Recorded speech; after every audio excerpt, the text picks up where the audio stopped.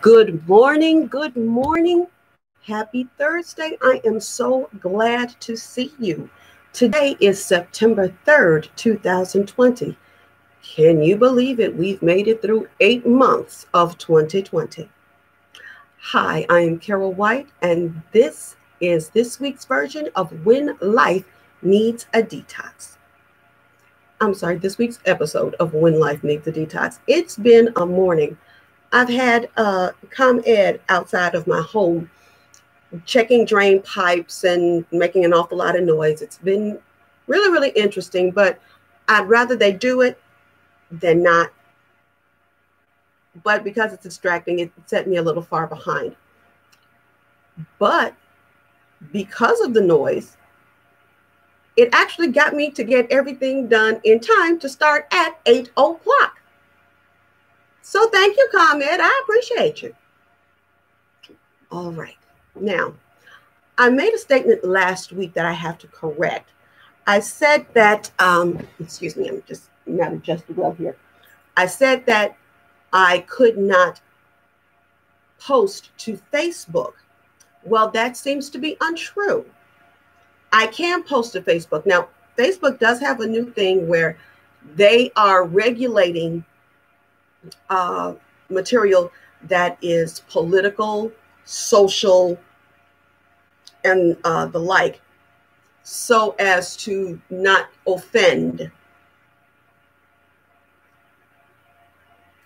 But politics and social issues tend to offend. But they now have this policy where if you're going to boost the post, they have to have authorization for you. They make you go through this whole authorization process. I don't believe I've been approved yet. I have to go back and check. But as of right now, I haven't been approved. But I can post to Facebook. I just can't boost the post. Okay. And we're going to get started because today's topic is going to get a little long.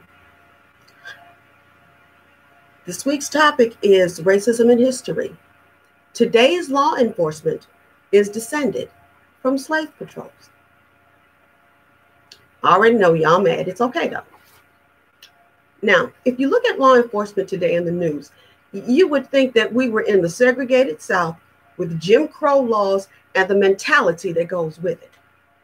We are seeing unbelievable and unconscionable actions by some white officers against Black men and women, resulting in their deaths. We look at this and we ask, where did this mentality come from? How do these people even get on the police force to begin with?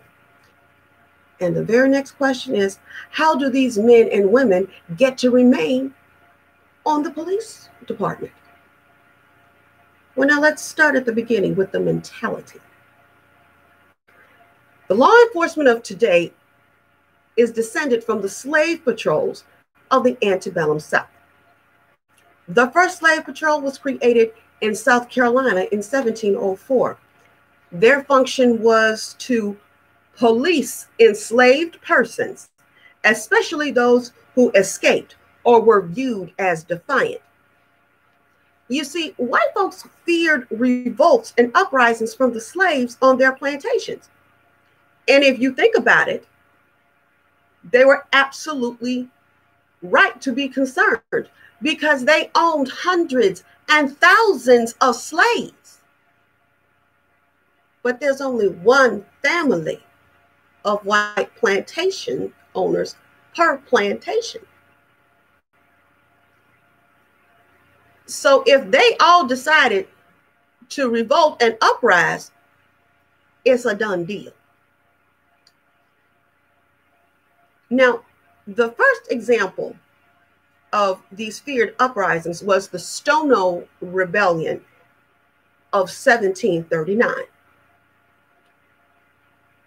The leader of the revolt, Jimmy, a literate slave, had 22 enslaved Africans gathered near the Stono River, which is why it's called the Stono Rebellion, and they marched down the roadway with a banner reading "Liberty."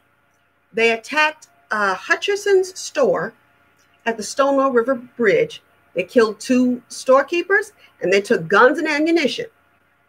Now, their objective was to go south to Spanish Florida, which offered freedom and asylum to refugee slaves.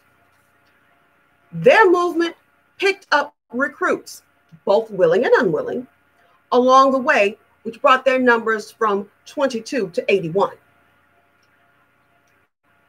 Now, along their trail, they also burned up 6 plantations, and they killed 23 to 25 white persons as well. Now, South Carolina's Lieutenant Governor, William Bull, 5 of his friends came across this group.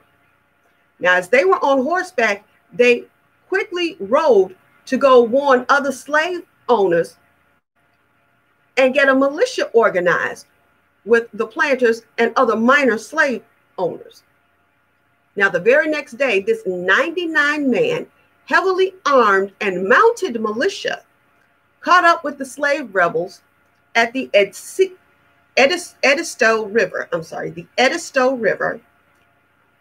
where the battle ensued. It left 23 whites dead and 47 slaves dead. This led to South Carolina becoming the first slave state to adopt and enact a comprehensive slave code. Now, we've talked about these before. Now, their slave code was referred to as the Negro Act of 1740. Now, with its inception, the slave patrols were officially established, and they were known as paddy rollers, groups of white men charged with the civic duty of keeping slaves in line and quelling any revolt before it started. And by the way, paddy rollers, that nickname is also a derivative where we got the name paddy wagon. For those of you that understand, for the, police department, they have the wagons that is now the paddy wagon. And that's where it came from, the paddy rollers. Now, the slave patrols were also militia and army. They rode horseback in groups in 4 or 5. They were equipped with guns and whips, and they could exert any force in order to bring slaves back to their owners. They had the authority to break up slave meetings. They could apprehend runaway slaves. They had the authority to stop blacks on the road and ask them for their travel passes and take whatever action they deemed necessary. They visited and searched slave quarters at random, and they inflicted impromptu punishments. They suppressed uprisings and insurrections as the need arose, and they varied their patrol times and locations. Sound familiar? Now, this was not to say that they were completely autonomous. If they damaged a slave to the point where they were useless to their masters, the slave master exacted revenge on the slave patrol. Because here it is. First of all, that slave is property. The slave owner makes money with his property. If you damage his property to the point that he can't use it, you owe him. Now, this mentality of suppressing slaves continued into post-Civil War era of Reconstruction, through Jim Crow, segregation, and now into modern day policing. Now, policing for some, just for some that hold the job, see their position as a form of social control and discipline, a way to keep those that they see inferior based upon their personal biases and preconceived notions in their place. And while the current focus is on white law enforcement officers, this mentality can be seen in Hispanic, Asian, and even Black officers, that their job is to keep those blacks in their place. And the bottom line is, when you resort to the types of brutality that have been seen, What you are looking at, number one, is fear, and fear leads to hate. Fear and hatred are what are working right now with some police officers, not all, just some. Now, as to how people with this mentality get on the job, the answer is simple. They applied for the position, they passed the written, the physical, and the psychological examinations, and they passed their one-on-one interviews.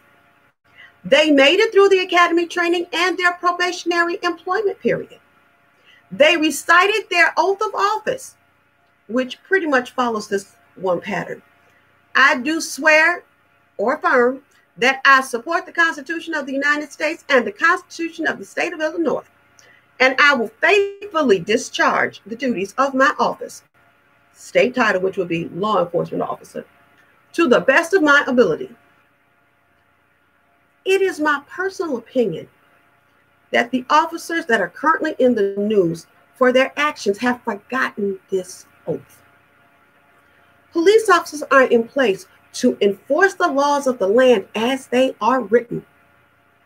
It is not their job, just as it wasn't my job when I was a police officer, to interpret the law, nor to become judge, jury, and or executioner. Now, the last question. How do they get to keep their jobs? Well, we have all heard and we know about the blue wall of silence. Now, thankfully, that is being destroyed little by little.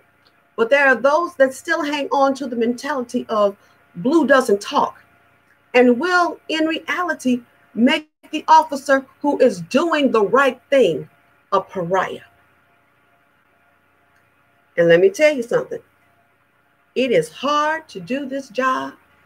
It is hard to do the job of a police officer, and you don't have the backing of your brothers and sisters because they mad at you. Also, with the technology that is at the disposal of the average citizen nowadays, it is now possible to police the police. Citizens are recording and posting these actions of officers on social media on a rather consistent basis. So there is no way for the blue wall to obstruct anyone's view. Now, in this day and age, there need to be two things understood. One, our society needs law enforcement. And two, law enforcement mentality needs to change. Now, I can say with assurance that the men and women I had the privilege to serve with were officers of exemplary conduct. I will go so far as to say the majority of law enforcement officers across this country exhibit the same exemplary conduct. We understood and we understand that our purpose was to enforce the law, to serve and protect the citizens for which we signed on to serve and protect. That was our job. What we don't need and should make it our objective to avoid at all costs is the slave patrol mentality of days past. That will go a long way towards fostering more amiable relationships, between the police and law enforcement. And that's really all I have for today. There's no easy answers for how the police and the public can get along, because the bottom line is law enforcement has a job to do. And I will say this, and I've said it more than once, being a police officer, a good police officer, an upstanding police officer, is a calling. It's not just a job. It is a calling. Those officers that do the job the right way for the right reasons are following and answering a calling. And yes, there are those that got it just to have a job. Because now I'll be honest, when I applied to be a police officer, I did it because it was the only job, well, the only one of two jobs in the city of Chicago at the time I was overqualified for. I honestly didn't think I was going to run the gambit and do 29 years. I didn't think I'd do a full 29 years. But the more I did the job, the more I understood why the job needed to be done. And you don't do it for the criminal. You do it for the average citizen, that 9 to 5, going to work, paying their bills, raising their families, going to church, abiding by the law citizens. That's who the job is for. We serve them and we protect them. Do we run into criminals? Absolutely. But here's the thing. The job of the officer is to apprehend and arrest. I don't have to punish you. I don't prosecute you. And I don't execute you. Those three things are not within my purview. My job is to apprehend and arrest the criminal and to serve the public to the best of my ability. And you're going to find that the majority of officers do that. But you still have some with this slave patrol mentality, and that we have to work on changing. Well, I don't have anything more. I want to thank you so very much for tuning in to this week's episode of When Life Needs a Detox. I am Carol White. I love you guys to the moon and back, and I want you to do any and everything you can to live your best life.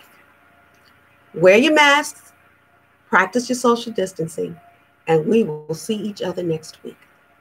Bye-bye now.